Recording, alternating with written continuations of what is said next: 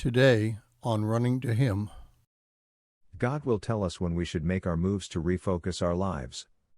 We will read through the Pentateuch until January. Today, we read Genesis 31 and concentrate on verses 31:13 through 16. Genesis 31:13 to 16 to 13. I am the God of Bethel, where you anointed a pillar, where you made a vow to me. Now arise, leave this land, and return to the land of your birth. 14. Rachel and Leah said to him, do we still have any portion or inheritance in our father's house? 15. Are we not reckoned by him as foreigners? For he has sold us, and has also entirely consumed our purchase price.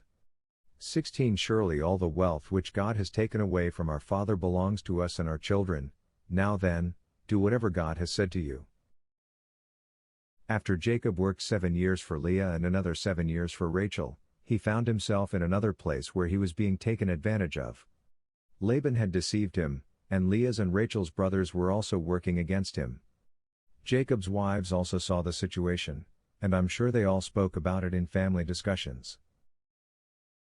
Finally, God came to Jacob in a dream and told him to return to his family. Rachel and Leah agreed as they had come to realize that their family no longer considered them to be family members. So in their agreement with Jacob, they decided to leave first. There are times when we have to get out of certain situations. Either God makes it clear through a vision to us, or He makes it clear in how people treat us that there is time for a change. The COVID epidemic showed many people that it was time for a difference in their lives. That's precisely what happened to us. It wasn't on our radar to move to College Station until after COVID changed how people could work. Many companies decided that their employees could work from their homes. And it became clear to us that we were no longer tied to Dallas. So the move happened quickly, and God has opened the doors down here for Tony and me to minister to the people we haven't considered ministering to. So we packed up everything, and we moved down here. Sometimes, God makes it very clear that things need to change. I think God is making it clear to Christians that they need to change. They don't need to move to another section of town, they need to move in another direction in our relationship with Christ. Now is the time to become very serious about Christ and living in a way that is pleasing to Him. Our world is going to begin to do things against us. They will manipulate things in such a way as to gain an advantage over us. We need to be aware of that, and we need to be thinking about the changes that are going to come about in our lives.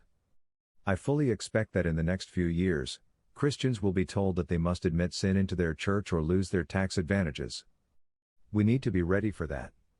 It's time we change from being seen as the majority to learning how to live like a first-century Christian, giving everything to God and living our lives in such a way that people come to Christ. Thank you for listening. We pray that today's devotion was meaningful to you. We would love to hear from you. You can use either Facebook or YouTube to like, subscribe, share, and tell others about us. If you would like to contact us, you can reach me at phineasjacobus@runningtohim.net.